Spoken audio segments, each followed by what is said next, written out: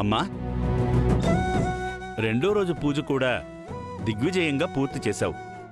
ఇంకా మూడవ రోజు పూజ నువ్వు దృఢ సంకల్పంతో చేస్తే నీ సంకల్ప సిద్ధి ఖచ్చితంగా నెరవేరుతుంది. అలాగే స్వామి, తప్పకుండా చేస్తాను.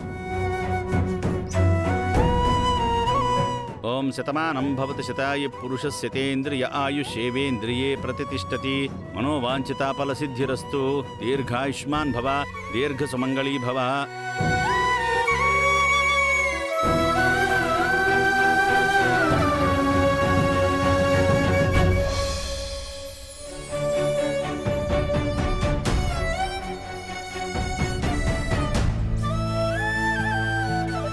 అమ్మా,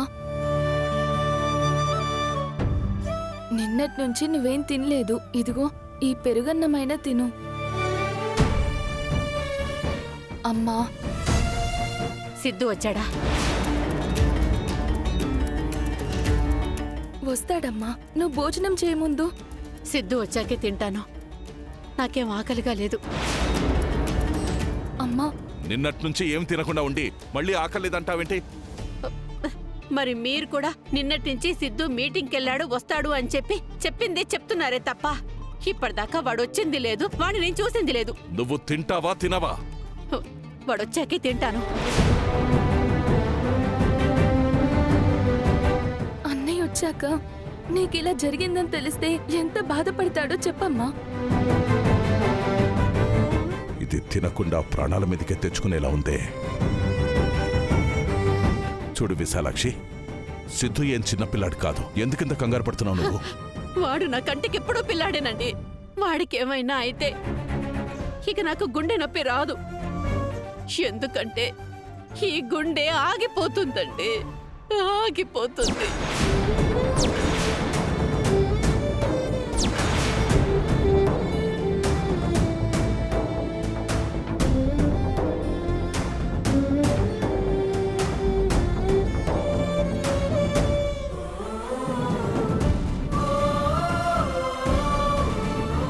ఆయనకేం కాదత్తయ్య. ఏదో సీరియస్ మీటింగ్ అని ఢిల్లీ నుంచి పార్టీ పెద్దలు వచ్చారంట. ఆ మీటింగ్ మధ్యలో వదిలేసి వస్తే ఎలా చెప్పండి?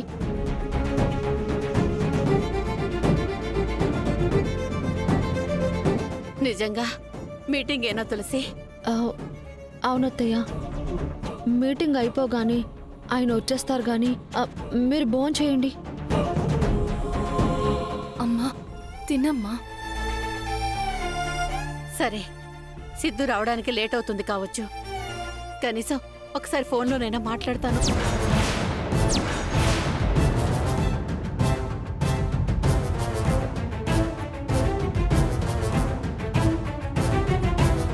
అమ్మా, మీటింగ్ మధ్యలో ఫోన్ ఎలా మాట్లాడతారు? ఓ, అయితే నేను ఫోన్ చేయను. మీరు ఇక్కడి నుంచి వెళ్ళండి.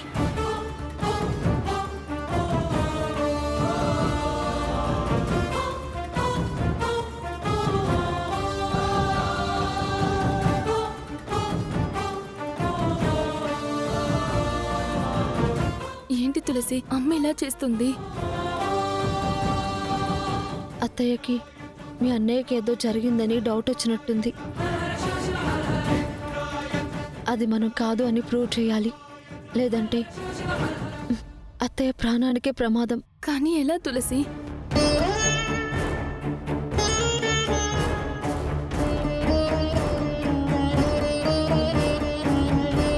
అత్తయ్య, మీ అబ్బాయి ఫోన్లో మాట్లాడితే మీరు భోజనం చేస్తారు కదా? వాడి మాట వింటే చాలు, మీరేం చెప్పినా చేస్తాను. సరే అత్తయ్య అయితే. కానీ ఎలా తులసి? జైల్లో ఉన్న అన్నయ్య ఫోన్ ఎలా మాట్లాడతాడు? ఎలాగోలా మాట్లాడించాలి వదినా. లేదంటే అత్తయ్య ముద్ద కూడా ముట్టేలా లేరు.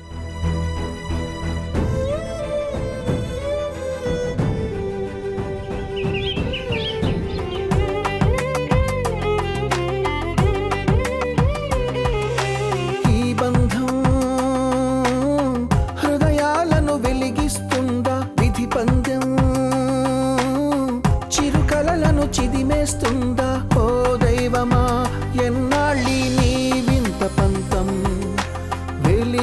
తీర్చవా ఈ మమతల ఘోరంత తులసి శ్రీలక్ష్మి కలసి నయ్య కథ ఆదర్శమే కావాలి ప్రతి జంట. చెప్పండి. సార్ మా అత్తయ్య ఆరోగ్యం అస్సలు బాలేదు. ఒక్కసారి వాళ్ళ అబ్బాయి సిద్ధుతో మాట్లాడతారంట, అందుకే వచ్చాను సార్. కాస్త వెళ్ళనివ్వండి సార్.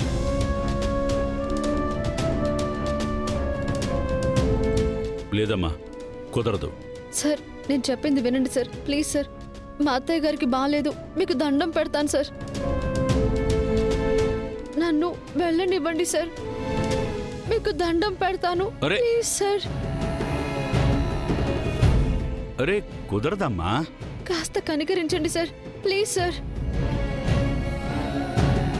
వెళ్ళనివ్వండి సార్. ఆవిడ 2 రోజుల నుంచి ఏమీ తినలేదు సార్. కొడుకు జైలుకి వెళ్ళాడు అని తెలిస్తే ఆవిడ బతకలేదు సార్. అందుకే ఒకసారి ఫోన్లో మాట్లాడిస్తాను సార్, ప్లీజ్ సార్. సరే, మీకు 5 నిమిషాలు టైం ఇస్తున్నాను. Thank you sir, thank you so much.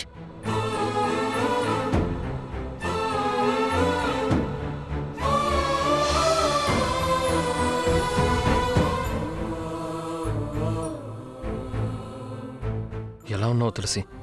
ఆ, నేను బాగానే ఉన్నానండి. అత్తయ్యకే బాగాలేదు.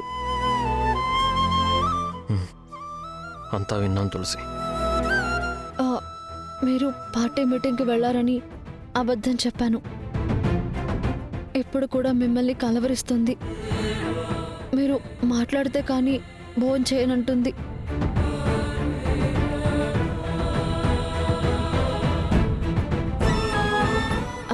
వదినా, మీ అన్నయ్యకి ఫోన్ ఇస్తున్నాను, మాట్లాడు. అత్తయ్యకి ఇవ్వు. అమ్మా ఇదిగో అన్నయ్య కాల్ చేశాడు. నన్న సిద్ధు, ఎలా ఉన్నావురా? ఎక్కడున్నావు? ఇంటికి ఎప్పుడు వస్తావు?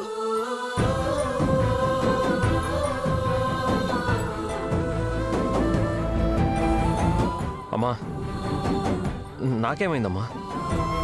నేను హ్యాపీగానే ఉన్నాను. మీటింగ్ అయిపోగానే ఇంటికి వచ్చేస్తానుగా.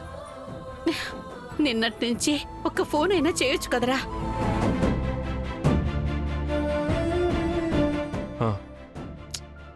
చేయొచ్చమ్మా, కానీ ఇక్కడంతా పెద్ద లీడర్స్తో మీటింగ్ జరుగుతుందని ఫోన్ స్విచ్ ఆఫ్లో పెట్టానమ్మా.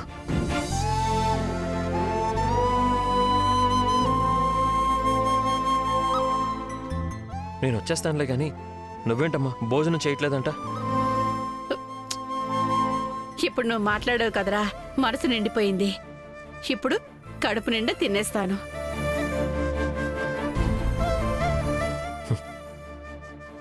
మా మంచమ్మ. ఆ, సరేరా, ఏదో ఇంపార్టెంట్ మీటింగ్ అంటున్నావు కదా, ఆ చూసుకుని ఇంటికి వచ్చేసి ఇంట్లో నీకు ఇష్టమైనవని చేసి పెడతాను. సరే అమ్మా, వస్తాను.